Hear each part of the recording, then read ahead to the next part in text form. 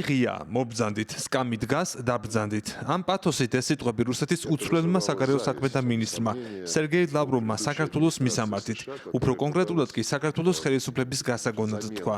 ხელისუფლების, რომელსაც დასავლელ პარტნიორებთან ახლა დაძაბული ურთიერთობა აქვს და ექსპერტთა მოსაზრებით, არც ახლო მომავალში ჩანს პოზიტიური ცვლილებების პოლიტიკური ნიშნები. ლავროვი ქართული ოცნების ლიდერებს 3+3 ფორმატში მონაწილეობისათვის ებადიშება, სადაც მისი შექმნის დღიდან საქართველოს დროშა და სკამი ქართველი მონაწილისთვის მისივე სიტყვებით რომ ითქვას გარანტირებულად დგას. ამ ფორმატის დასაწყისიდანვე საქართველო გათვალისწინებული იყო როგორც ერთ-ერთი წევრი 6 სახელმწიფოდან. ჩვენ იმის მიუხედავად რომ გვესმის ქართული მხარის გარკვეული ნიუანსური პოზიციები, კვლავ ვტოვებთ კარს ღიად და საქართველოს მთავრობის წარმომადგენლისთვის სკამს. იმედს ვიტოვებთ, რომ საქართველოს დღევანდელი ხელმძღვანელობა, რომელიც ეროვნული ინტერესების შესაბამისად მოქმედებს, შემოუერთდება ამ ფორმატს.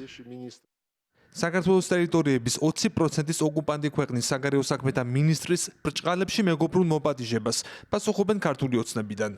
მმართველი პარტიის ლიდერები ამბობენ, რომ ახლო მომავალში ეს ფორმატი საქართველოსთვის საინტერესო არ არის.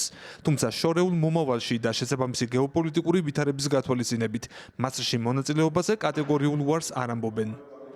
ეს ფორმატი დაახლოებით ვაუცედებით უკვე მესამე წელიწადია მოქმედებს. მაგრამ ჩვენ ამ ფორმატში ვერავნაირ შემთხვევაში ვერ მივიღებთ მონაწილეობას იმ მოცემულობიდან გამომდინარე სულ მცირე სხვაზე რო არაფერი აღარ ვისაუბროთ რახან საქართველოს ტერიტორიები ოკუპირებული აქვს რუსეთს. ლაპარაკია რომ საქართველოს დღეს თუ ხვალ ჩაეწერება ამ ფორმატში მაშინ როდესაც შეგნით თავად ურთიერთობები არ აქვს მოგვარებული. მოგეთ არ არის ეს საკითხი იმ დონეზე წამოწეული სადაც საქართველოს ექნება ინტერესი მონაწილეობის პოლიტიკურადაც და ეკონომიკურადაც. სამომავლო შორეულ პერსპექტივაში შეიძლება რაღაც გამოჩნდეს, თუმცა ამ ეტაპზე არაფერი იმდაგვარი არ ჩანს, რომ ამ ფორმატში გინ პოლიტიკურად, გინ ეკონომიკურად გამართლებული იყოს ჩვენი ჩართულობა. ასე რომ დაველოდოთ პროცესებს.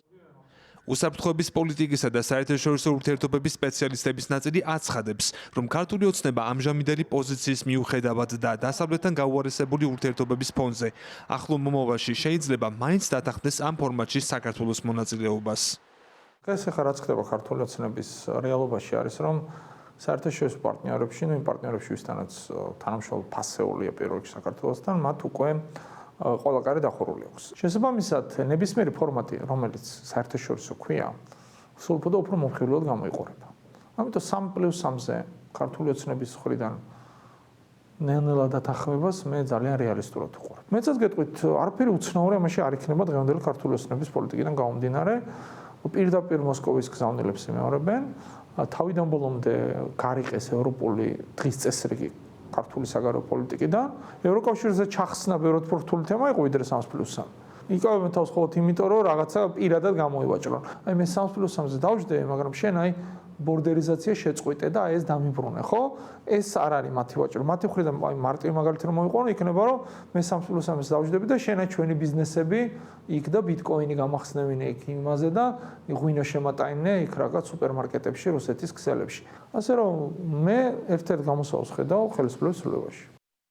უკვე მესამე წელია 3+3 ფორმატია შექმნილი და მასში ამ ეტაპზე 5 არადემოკრატიული, ავტოკრატიული სახელმწიფო მონაწილეობს: რუსეთი, თურქეთი, აზერბაიჯანი, სომხეთი და ირანი.